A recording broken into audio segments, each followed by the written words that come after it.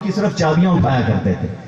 اس نے زکات دینے سے انکار کر دیا تھا. مال و دولت کی بات کریں گے تو آج یہ سمبل بنا دیا گیا, ایک سٹیٹس کو بنا دیا گیا کہ جناب جس کا لگزریس اپارٹمنٹ ہوگا, جس کا جناب بنگلو ہوگا, وہ کامیاب ہے. شداد نے بہت بڑا محل بنایا تھا لیکن اس کو جانا نصیب نہیں ہوا تھا. تو یہ کامیابی کا معیار نہیں ہے. ٹھیک ہے, اگر آپ عزت کی بات کرتے ہیں تو فرعون اور نمرود کو بھی بڑی عزت اللہ نے عطا فرمائی تھی, لیکن یہ بدبخت خدائی کا دعویٰ کر بیٹھے. تو معیار, کامیابی کا معیار ہے کیا؟ اللہ کریم قرآن پاک میں فرماتا ہے جو آگ سے بچا کر جنت میں داخل کیا گیا وہ کامیاب ہے. یہ ہے کامیابی کا معیار.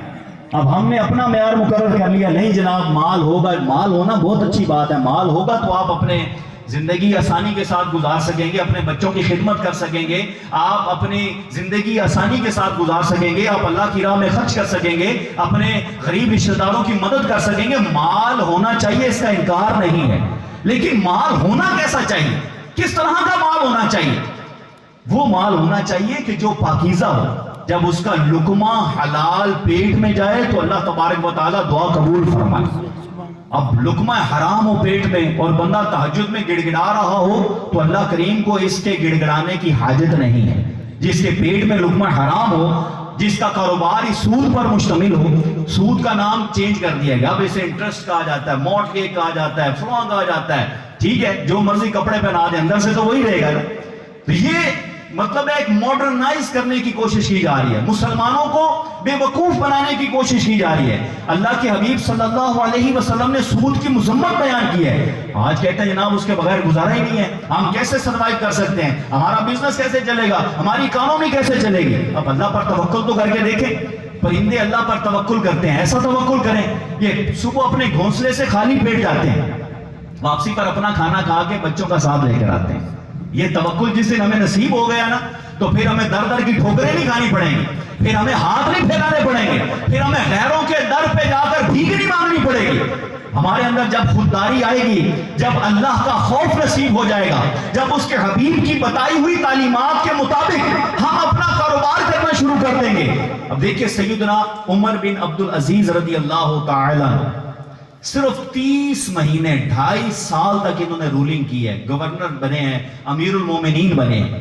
2.5 سال کا بڑا قلیل عرصہ ہوتا ہے, اور انہوں نے اتنا خوشحال کر دیا تھا اپنے مسلمانوں کو, اکانومی اتنی سٹرونگ کر دی تھی کہ آپ کے دور میں لوگ زکوٰۃ لے کر پھرتے تھے, کوئی مستحق نہیں ملتا تھا لینے کے لیے. یہ پوزیشن تھی. کوئی یہ نہیں کہہ سکتا تھا کہ میرا فلاں نے حق دبا لیا, میرے منہ کا نوالا چھین لیا. ایسی آپ نے نبی پاک صلی اللہ علیہ وسلم کے عطا کردہ تعلیمات کے مطابق آپ نے نظام نافذ کیا کہ وہاں کہا جاتا ہے کہ شیر اور بکری ایک ہی گھاٹ پر پانی پیتے تھے. ایسا سنہرا دور اللہ پھر سے ہمیں ایسا فرما دے. اس میں کیا ہوتا؟ خوف خدا تھا. بنیادی چیز کیا ہے جس کی آج ہمیں ضرورت ہے؟ میں سمجھتا ہوں کہ ایک چیز مس ہے. اگر یہ بحال ہو جائے ہمارے سارے مسئلے ختم ہو جائیں, ہماری زندگی میں خوشحالی آ جائے, برکت آ جائے, امن آ جائے, سکون آ جائے, ترقی آ جائے, سب کچھ آ جائے. ابھی سب کچھ ہے, 2 چیزیں مس ہیں, ایک برکت اور دوسرا سکون. مال کی فراوانی ہے, بہت زیادہ ہے, لائف سٹائل لگزریس ہے, اس میں کوئی شک نہیں ہے, برانڈڈ لائف گزار رہے ہیں, کوئی شک نہیں ہے, سب کچھ ٹھیک ہے. 2 چیزیں نہیں ہیں, برکت نہیں ہے اور سکون نہیں ہے. رات کو ایسے ہیں جن کو نیند کی ٹیبلٹ کھانا پڑتی ہے, ایسے بھی ہیں جن سے اللہ نے اپنی نعمتیں روک لی ہیں, وہ اللہ کی نعمتیں نہیں کھا سکتے. مال دیکھیں تو ان کو اپنے مال کا نہیں پتا ہوتا کہ کتنے اکاؤنٹس میں میرے کتنے پیسے پڑے ہوئے ہیں, کہاں میری بزنس ٹرانزیکشن چل رہی ہیں, کہاں میری انویسٹمنٹ ہے, انہیں خود بھی نہیں پتا ہوتا. لیکن غور کیجئے 2 چیزیں مس ہیں, برکت نہیں ہے, سکون نہیں ہے. اس کی وجہ کیا ہے؟ اس ساری چیزوں کی جو کنکلوژن ہے, نتیجہ ہے, وہ کیا ہے وہ میں آپ کو بتانے لگا. ایک چیز آج ہمارے دلوں سے چلی گئی, یہ اگر واپس آ جائے ہمارے سارے مسئلے حل ہو سکتے ہیں, ہماری ساری خرابیاں دور ہو سکتی ہیں. وہ ہے خوف خدا. اللہ کا خوف نکل گیا. آج خوف نکل گیا ہمارے دلوں سے. وہ سیدنا فاروق اعظم رضی اللہ تعالی عنہ, آپ رات کو مسلمانوں کی خبرگیری فرمایا کرتے تھے. ایک جگہ سے آپ گزرے تو وہاں سے اندر سے آواز آ رہی تھی کہ بیٹی دودھ میں پانی ملا دو. جب بیٹی کہتی ہے کہ نہیں میں دودھ میں پانی نہیں ملاؤں گی, کہا امیر المومنین تھوڑی دیکھ رہے ہیں, کہا نہیں مجھے امیر المومنین نہ بھی دیکھے, مجھے اللہ دیکھ رہا ہے. फारूक आजम रदी अल्लाह ताला अन्हु को उस बच्ची का ये खौफ खुदा और उसके तरबियत और उसका ये अंदाज इतना अच्छा लगा कि आपने अपने बेटे का रिश्ता उस गरीब घराने की उस बच्ची के साथ कर दिया।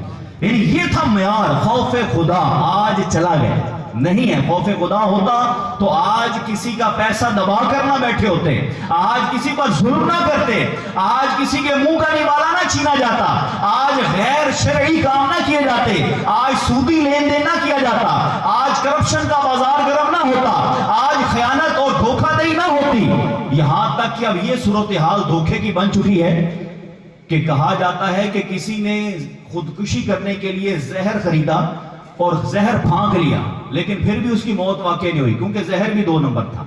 अब हालत ये हो चुकी है, 2 नंबरी की इतनी इंतहा हो चुकी है कि अब कोई चीज खालिस मिलती नहीं है। जब खुदकुशी करना हराम है, लोग समझते हैं कि मैं खुदकुशी करूंगा और मेरा बेड़ा पार हो जाएगा, हमेशा के लिए इसका बेड़ा फंस जाएगा, तबाह हो जाएगा।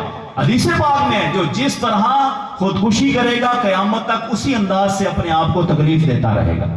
तो हालात का मुकाबला करना आना चाहिए। मर्द वो है जो हालात का मुकाबला करता है। ये तो औरतों वाली बातें हैं कि जनाब हालात खराब हो गए, अब खाने को ना रहा, कर्जा चढ़ गया, बैंक दिवालिया निकल गया, बैंक रफ्त हो गए, इतना कर्जा चढ़ गया, चलो खुदकुशी कर लेते। वो जनाब कुछ फांकता है और समझता है कि बस मैं तो जनाब मेरी छुट्टी हो जाएगी। याद रखिए, हमेशा हमेशा के लिए ये फंसने वाली बात है। तो आज मोहतरम इस्लामी भाइयों, अहम तरीन चीज जो आज हमारे माशरे को घुन की तरह चाट रही है, बरकत खत्म होती हुई नजर आ रही है। कारोबार है लेकिन लोग मसाइल का शिकार हैं, बरकत खत्म हो गई है। उसकी वजह क्या है? मैं आपको वजह कुरान से सुनाने लगा। अल्लाह तबारक व तआला पारा 16 सूरह क़ाहा आयत नंबर 124 में इरशाद फरमाता है, वमन अअरदा अन ज़िक्री फ़इन्न लहू मईशतन दंका, और जिसने मेरी याद से मुंह फेरा तो बेशक उसके लिए तंग जिंदगानी है। अल्लाह अकबर। इस आयत करीमा की तफसीर में मुफ्ती अहमद यार खान नईमी नईमुद्दीन मुरादाबादी रहमतुल्लाह ताला अलैह लिखते हैं कि तंग जिंदगानी ये है कि हिदायत की पैरवी ना करने से अमले बद और हराम में मुब्तिला हो, या कनाअत से महरूम होकर लालच में गिरफ्तार हो जाए, और कसरत मालो असबाब से भी इसको कुशादा दिली और सकूने कल्ब मुयस्सर ना हो, दिल हर चीज की तलब में आवारा हो, और हिर्स के गमों से कि ये नहीं वो नहीं, हाल तारीख और वक्त खराब रहे, और मोमिन मुतवक्किल की तरह इसको सकूनो फराग हासिल ही ना हो, जिसको हयाते तय्यबा कहते हैं। हजरत अब्बास रदी अल्लाह तआला अन्हु ने फरमाया कि बंदे को थोड़ा मिले या बहुत, अगर खौफे खुदा नहीं तो इसमें कुछ भलाई नहीं, ये तंग जिंदगानी है। तो पता चला कि माल की कसरत होना ये कोई सादत की बात नहीं है, बल्कि हलाल का होना ये सादत की बात है। कनाअत पसंद होना ये सादत की बात है। मुतवक्किल होना, अल्लाह की जात पे तवक्कुल करना कि उसने हर जी रूह के रिस्क का जिम्मा लिया है, वो हर एक को रिस्क वो ही देगा, तकसीम उसके हाथ में है, किसको देना है, कितना देना है, कब देना है, क्या देना है, ये उसके जिम्मा करम पर है। लेकिन आज हमारी कैफियत क्या हो चुकी है? हम कामयाब लोगों को देखते हैं तो शॉर्टकट मारते हैं। नहीं जनाब, जैसे हमारे बाज नादान लोग क्या करते हैं, बैरून मुल्क जाने के लिए नाजायज जरा इख्तियार करते हैं। वो जनाब पता चला कि जनाब बॉर्डर जंप करते हुए बेचारे अपनी जान से हाथ धो बैठे, वो पता चला कश्ती डूब गई, वो पता चला कंटेनर में दम टूट गया, वो पता चला कि जंगलों में पड़े रहे और उनके आज़ा मफलूज हो गए, जिंदगी से बिल्कुल जिंदगी भर के लिए माजूरी हो गई। ये शॉर्टकट था कि वो जनाब उनको डीलर ने कहा था, एजेंट ने कहा था, इतने पैसे दो तुम्हें भेजते हैं, जाते ही वहां तुम्हारी सोने की लॉटरी निकलेगी और तुम्हारे दिन रातों रात फिर जाएंगे और जनाब तुम एक जबरदस्त जनाब लाइफस्टाइल में आ जाओगे। अब वो रातों रात जनाब अमीर बनने के चक्करों में उसने अपने पांव पे कुल्हाड़ी मारी। इसी तरह बाज लोग नाजायज जराए इख्तियार करके रातों रात शॉर्टकट लगाते हैं, नाजायज जराए इख्तियार करते हैं, और वो नाजायज जराए इख्तियार करने की नहुसत की वजह से वो अल्लाह की नाराजी मोल ले लेते हैं। आज आप गौर कीजिए कि पाकिस्तान में बिजनेस की कमी नहीं है, बहुत ज्यादा बिजनेस है, लेकिन आप मजमूई तौर पर अगर हालात का मुलाहिजा करें तो आपको ये चीज नजर आएगी, आज लोगों के अंदर खौफ खुदा ना रहा, अपने पड़ोसियों की देखभाल का जज्बा खत्म हो गया, लोगों ने अपने माल के जरिए अल्लाह की मखलूक की खिदमत करना छोड़ दी। अल्लाह की हदीसों में फरमाया गया کہ فرائض کے بعد افضل عبادت مسلمانوں کو کھانا کھلانا ہے. مسلمان کھانا کھلایا کرتے تھے. آج مسلمان ذخیرہ اندوزی کرنے والا بن گیا. ان سے وہی گندم، وہی ضروریات زندگی ان کے منہ سے چھیننے والا بن گیا. تو آپ بتائیں ایسے معاشرے پر اچھا اجتماعی طور پر قہر نازل کیوں نہیں ہو رہا؟ ایک سوال ہے. پہلے امتوں پر یہ ناپ تول میں کمی کرتے تھے، اللہ کی کوئی نافرمانی کر دیتے تھے تو پورا معاشرہ اللہ کے عذاب کا شکار ہو جاتا تھا. اب ایسا کیوں نہیں ہوتا؟ قرآن کہتا ہے وَأَنْتَ فِيهِمْ، اے اللہ کے حبیب صلی اللہ علیہ وسلم آپ ان میں تشریف فرما ہیں. اللہ کبھی بھی ان پر اجتماعی عذاب نہیں بھیجے گا. یہ ہمارے آقا کریم کا صدقہ ہے، یہ ان کی برکت ہے، یہ وہ رحمت للعالمین ہے، ان کی رحمت کا صدقہ ہے کہ آج ہم اجتماعی عذاب سے بچے ہوئے ہیں، ورنہ ہمارے اندر کمی نہ رہی.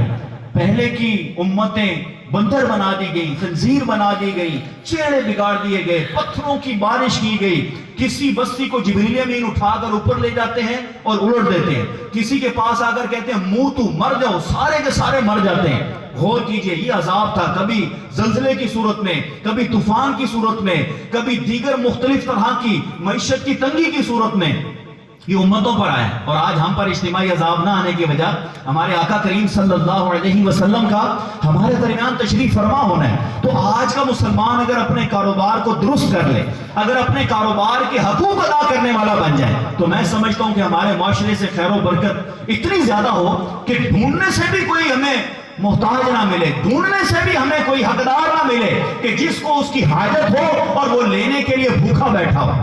اب کتنے لوگ خودکشیاں کر رہے ہیں، کھانے میں نہیں ہے، بچوں سمیت باپ نے خودکشی کر لی. یہ آئے دن اخباروں میں آپ پڑھتے ہیں.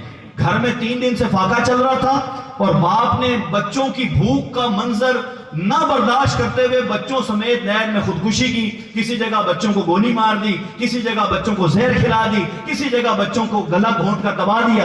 یہ حالات کب پیدا ہوتے ہیں؟ جب مالدار لوگ اپنے خزانوں کا منہ غریبوں پر نہیں کھولتے، وہ اپنے پڑوسیوں کی مدد کرنا چھوڑ دیتے ہیں، وہ اپنے غریب رشتہ داروں کی مدد کرنا چھوڑ دیتے ہیں، تو اللہ کریم ان سے برکت کو اٹھا لیتا ہے. آج آپ غور کیجیے، آپ کے خاندان میں کتنے غریب ہوں گے جو آپ کی مدد کے طلبگار ہوں گے. لیکن آج آپ غور کر لیجئے، ہمیں بس اپنی ہی فکر ہوتی ہے. بعض ایسے بھی ہوتے ہیں کہ ان کے ماں باپ جن کی وجہ سے وہ اس مقام پر پہنچے ہوتے ہیں، اپنے ماں باپ کو بھول جاتے ہیں. بعض نادان اپنے ماں باپ کو جاہل بولتے ہیں کہ ہمارے ماں باپ نے کیا ہی کیا ہے ہمارے لیے. ہمارا باپ ان پڑھ تھا اور ماں بڑ بڑ کرتی رہتی، رات کھانسی کر